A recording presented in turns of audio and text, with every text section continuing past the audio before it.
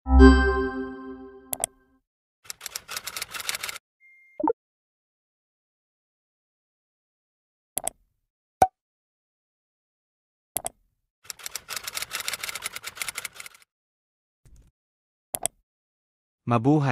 Halina tuklasin at pag-aralan natin ang unang paksa sa Araling Panlipunan ika-9 na baitang.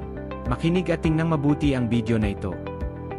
Bago tayo magsimula, tayo muna ay manalangin sa Diyos. Lahat ay magdasal ng watch prayer. Base sa larawan na inyong nakikita, ano ang ginagawa ng tao? Tama, siya ay nagdedesisyon. Sa araw-araw tayo ay nagdedesisyon. Kung anong bagong damit na bibilhin o anong masarap na lulutuin. Ikaw ba ay wise magdesisyon sa iyong buhay? Maaring basahin ang mga layunin natin sa araw na ito.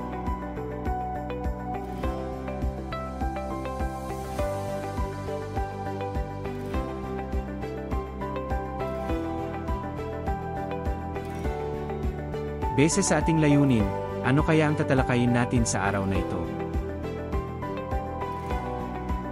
Nahulaan mo ba? Ang tatalakayin natin sa araw na ito ay tungkol sa economics. Ano nga ba ang kahulugan ng economics? Ang economics ay isang sangay ng agham panlipunan na nag-aral kung paano tutugunan ang tila walang katapusang pangangailangan at kagustuhan ng tao gamit ang limitadong pinagkukunang yaman.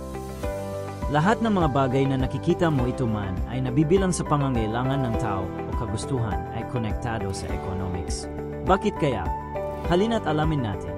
Sa economics, limitado ang mga pinagkukunang yaman tulad ng yamang likas at yamang kapital. Maaari mo bang sabihin ano-ano ang mga bagay na nabibilang sa yamang likas?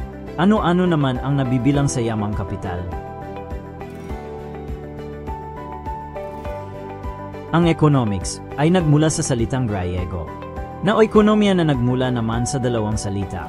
Ang oikos ay nangangahulugang bahay at nomos na pamamahala. Ang ekonomiya at sambahayan ay maraming pagkakatulad. Ang sambahayan tulad ng lokal at pambansang ekonomiya ay gumagawa rin ng mga desisyon.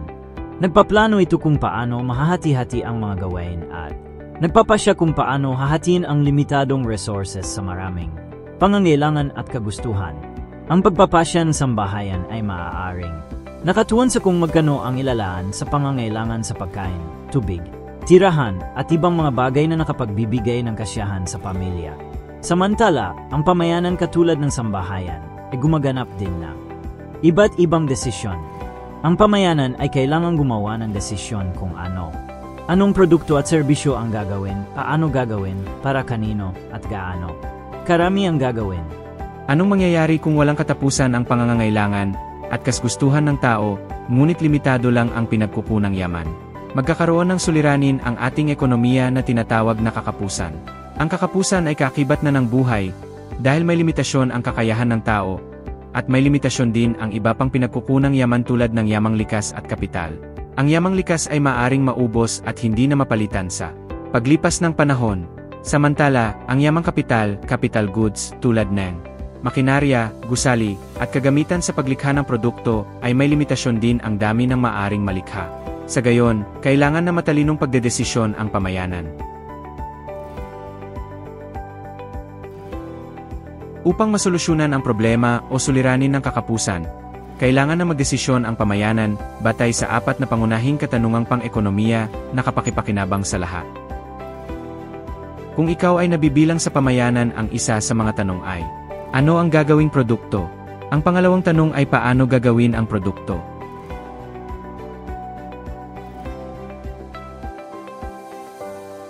Ang susunod na tanong ay para kanino ang mga produkto? Itatanong mo rin sa sarili mo kung ikaw ay isang pamayanan kung gaano karami ang gagawing produkto. Ang kakapusan na pinagtutuunan ng pag-aaral ng economics ay pang-araw-araw na suliraning kinakaharap hindi lamang ng pamayanan at sambahayan, kundi ng bawat individual kaya't gamitin ang matalinong pagdedesisyon.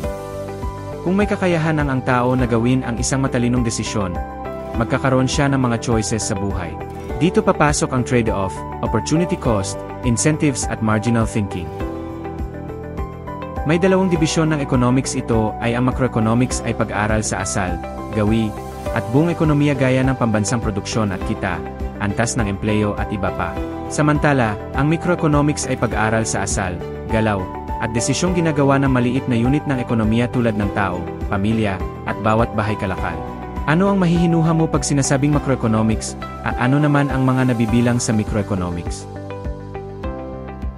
May mahalagang konsepto ng economics ang dapat mong maintindihan.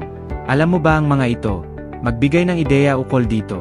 Sa pagproseso ng pagpili mula sa mga choice, hindi may iwasan ang trade-off. Ang trade-off ay ang pagpili o pagsasakripisyo ng isang bagay kapalit ng ibang bagay. Mahalaga ang trade-off, sapagkat sa pamamagitan nito, ay maaring masuri ang mga pagpipilian sa pagbuo ng pinakamainam na pasya. Halimbawa, mag-aaral ka ba o maglalaro? Sa ginagawang pagsasakripisyo, ay may opportunity cost. Ang opportunity cost ay tumutukoy sa halaga ng bagay o ng best alternative na handang ipagpalit sa bawat paggawa ng desisyon. Ang opportunity cost ng paglalaro sa naunang halimbawa ay ang halaga ng pag-aral na ipinagpalibang gawin. Alin sa dalawa ang pipiliin mo? Isinantabi mo ang halaga ng pag-aaral kung paglalaro ang pipiliin mo. Ikaw ay magiging masaya at matatanggal ang iyong stress. Bakit hindi pwede na sabay piliin? Dahil limitado lamang ang mga pinagkukunang yaman, at ito ay ang oras mo. May kasabihan sa economics na, rational people think at the margin.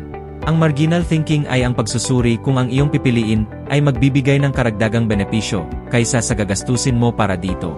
Ang marginal thinking ay ang pagsusuri kung ang iyong pipiliin ay magbibigay ng karagdagang benepisyo. Kung pag-aaral ang aking pipiliin, ang mga benepisyo nito ay marami akong matutunan at makapag-aral ako ng mga aralin. Pumunta naman tayo sa incentives. Alam nyo ba kung anong ibig sabihin nito? Ito ay gantimpalang makukuha o mawawala sa pagpili ng desisyon. Maaari ding mailaawan ang incentives sa kung magbibigay ng karagdagang allowance ang mga magulang kapalit ng mas mataas na marka na pagsisikapang makamit ng mag-aaral. Konsepto ng trade-off, opportunity cost, incentives, at marginal thinking ay makatutulong sa matalinong pagdedesisyon upang maging rasyonal ang bawat isa sa pagbuo ng desisyon.